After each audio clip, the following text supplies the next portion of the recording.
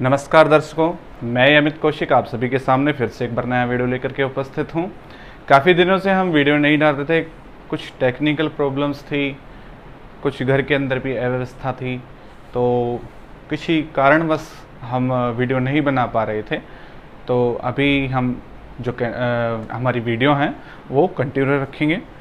तो पिछली वीडियो में हमने पढ़ा था राशियों के बारे में कि किस राशि का स्वामी कौन सा ग्रह है। आज उन्हीं के बारे में हम आगे चर्चा करते हैं। देखिए, राशियां जो हैं वो दो प्रकार की हैं। एक है सौम्य और दूसरा है क्रूर। ठीक है, एक सौम्य है, एक क्रूर है। इसको ऐसे ना लिख करके पहले क्रूर और फिर सौम्य लिख लेते हैं।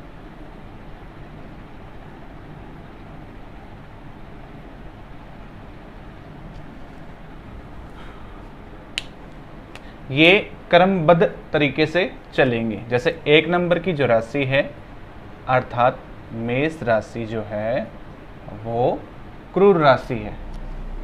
सौम्य राशि 2, शुक्र की जो दूसरी राशि है वृषभ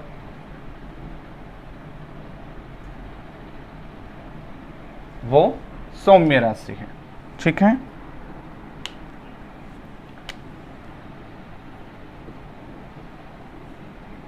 मिथुन राशि जो कि बुध की राशि है,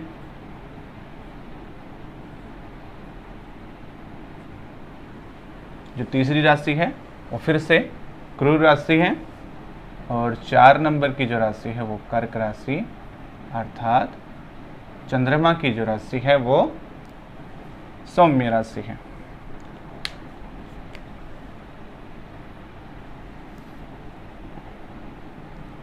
अब बात करते हैं 5वीं राशि की। तो 5वीं राशि है सूर्य की सिंह राशि। तो सिंह राशि भी क्या है, सूर्य क्या है, अग्नि, और सूर्य राजा भी है। तो राजा का स्वभाव कैसा होता है, थोड़ा सा गर्म, अर्थात यह क्रूर है। 6 नंबर की राशि देखिए, बुध की पहली राशि क्रूर और दूसरी राशि सौम्य। हर एक ग्रह की यही चाल चलेगी कि एक राशि उसकी सौम्य होगी और एक क्रूर। परंतु इस कंडीशन के अंदर चंद्रमा और सूर्य जो कि राजा और रानी है अर्थात चौथी जो राशि है वो और 5वीं जो राशि है वो एक ही राशि है इनके पास में। तो राजा स्वयं क्या है, क्रूर, और रानी क्या है अर्थात चंद्रमा क्या है, सौम्य। ठीक है, अब आगे बात कर रहे थे बुध की दूसरी राशि की, कन्या।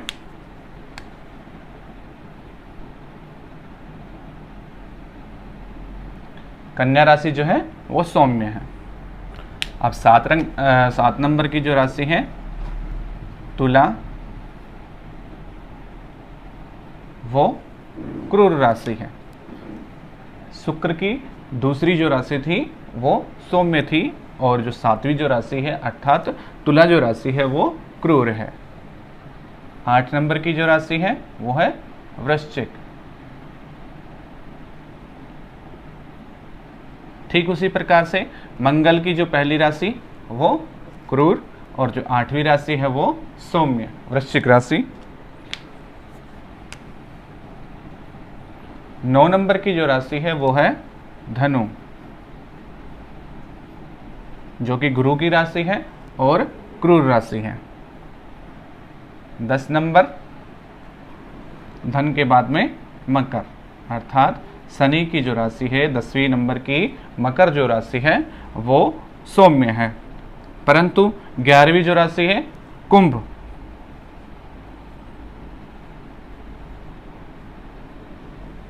वो क्रूर है। और अंतिम में बात करते हैं देवगुरु बृहस्पति की जो अंतिम जो राशि है वो है मीन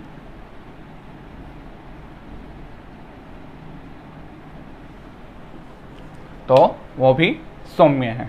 इस प्रकार से राशियों का चक्र है। अब किसी की मान के चलें किसी का मेष लगन है या फिर मेष राशि है, तो उस व्यक्ति का स्वभाव कैसा होगा? क्रूर होगा। किसी का वृश्चिक लगन, आप देखो दोनों का स्वामी मंगल है, अगर वृश्चिक लगन है या फिर वृश्चिक राशि है तो व्यक्ति कैसा होगा? सौम्य। ठीक है। ठीक इसी प्रकार से मिथुन अगर किसी की राशि या लगन है तो वो क्रूर व्यक्ति होगा। और वहीं पर कन्या की बात की जाए तो कन्या के अंदर बुध ही उसका स्वामी है और बुध के अंतर्गत होने के कारण फिर भी मिथुन यहाँ पर क्रूर हो गया, परंतु कन्या जो है वो सौम्य राशि के अंदर आएगी। ठीक है। तो इसी प्रकार से हम इसका संयोजन करेंगे।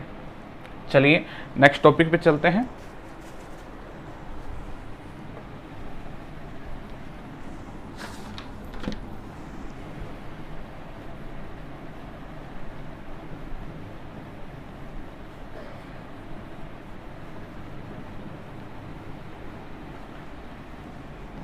अभी बात करते हैं तत्व की, कि किस राशि के पास में कौन सा तत्व है। तो सर्वप्रथम हम लिख लेते हैं अग्नि,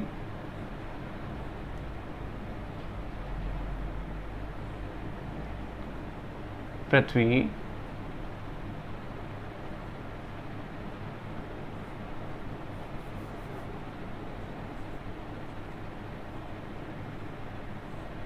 वायु एवं जल। ठीक है।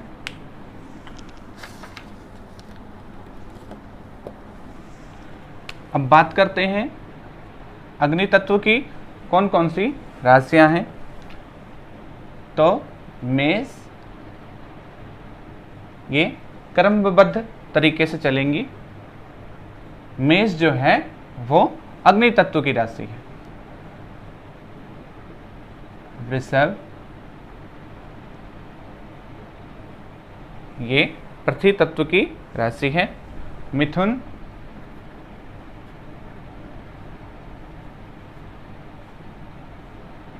ये वायु तत्व की, और कर्क, ये जल तत्व की राशि है। अर्थात मेष अग्नि तत्व की, वृषभ पृथ्वी तत्व की, मिथुन वायु तत्व की और कर्क जल तत्व की राशियां हैं। ठीक इसी क्रमबद्ध तरीके से 5, 6, 7, 8, 9, 10, 11 और 12, इनके सामने मैं इनकी राशियां भी लिख देता हूं। तो कर्क के बाद में है सिंह, कन्या, तुला, वृश्चिक, धन अर्थात धनु, मकर, कुंभ और अंत में मीन। तो ठीक इसी प्रकार से जो ये हैं अग्नि तत्व की राशियां कौन कौन सी हो गई हैं? मेष, सिंह और धनु जो हैं वो अग्नि तत्व की राशियां हैं। अब बात करते हैं पृथ्वी तत्व की। तो वृषभ, कन्या और मकर अर्थात 2, 6 और 10 ये पृथ्वी तत्व की राशियां हैं।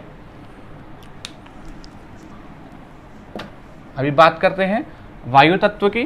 तो 3, 7 और 11 अर्थात मिथुन, तुला और कुंभ, ये तीनों वायु तत्व की राशियां हैं। और 4, 8, 12 ये जल तत्व की राशियां हैं। देखिए इनका प्रयोग हम धीरे धीरे आगे करना सीखेंगे। ठीक है ना। प्रश्न कुंडली में तो काफी महत्व, बहुत ज़्यादा महत्व इस चीज़ का है। ठीक है। तो धीरे धीरे हम इनके बारे में सीखेंगे कि किस तत्व से हम क्या चीज़ें देखेंगे। अब बात कर लें दशम स्थान की अर्थात व्यापार की, तो व्यक्ति किस प्रकार का व्यापार करेगा।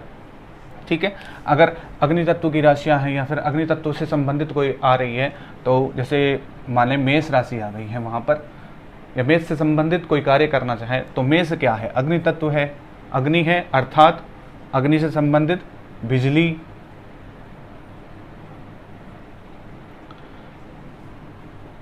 ईंट भट्ठे,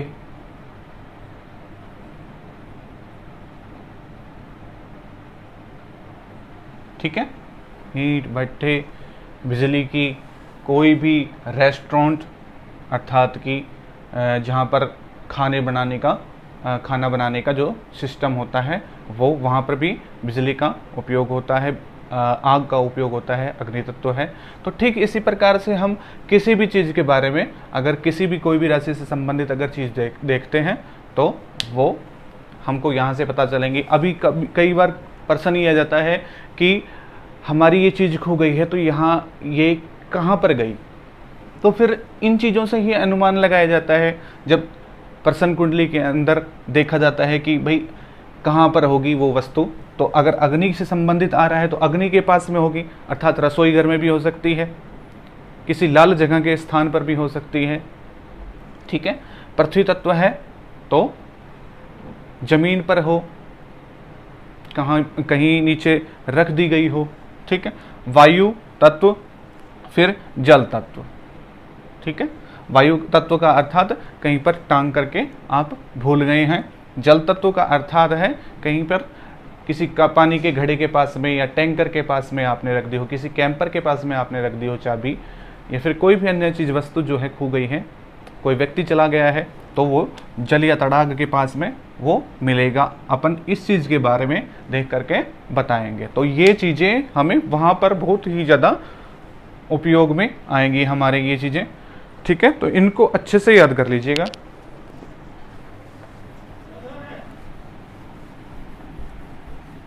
अभी बात करते हैं इनके स्वभाव की।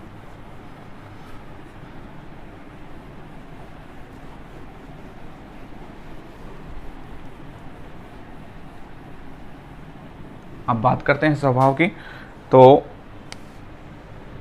1 2 3 4, इधर लिख देता हूं मैं, चर, स्थिर और द्विस्वभाव।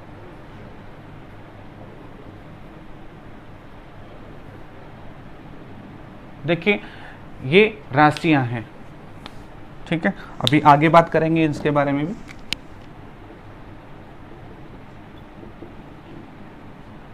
मेष, वृष, मिथुन, कर्क, सिंह, कन्या, तुला, वृश्चिक, धनु,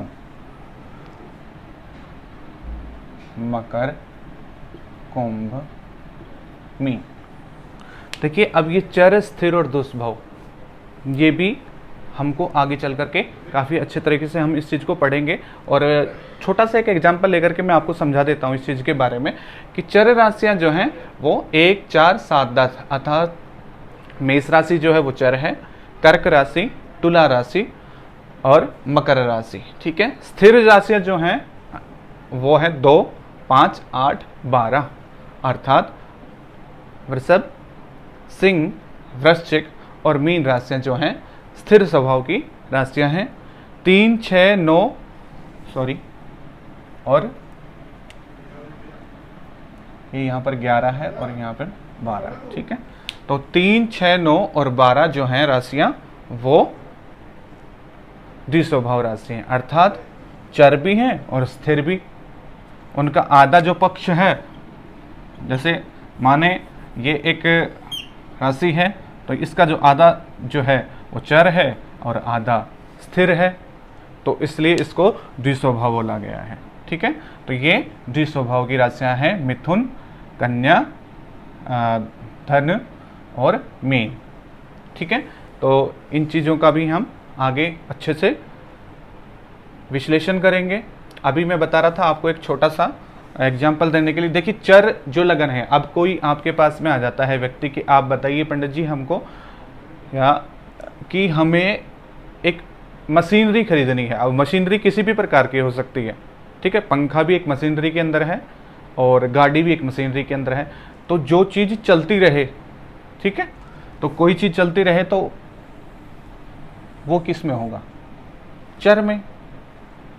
अब स्थिर चीज़ लेनी है हमको, अर्थात घर की अगर नींव रखनी है, घर की नींव अगर हमको रखनी है तो उसके लिए हम स्थिर चीज़ें देखेंगे। स्थिर लगन हो, स्थिर राशि हो, ठीक है, स्थिर मुहूर्त होना चाहिए, नक्षत्र भी स्थिर हो। तो ठीक उसी प्रकार से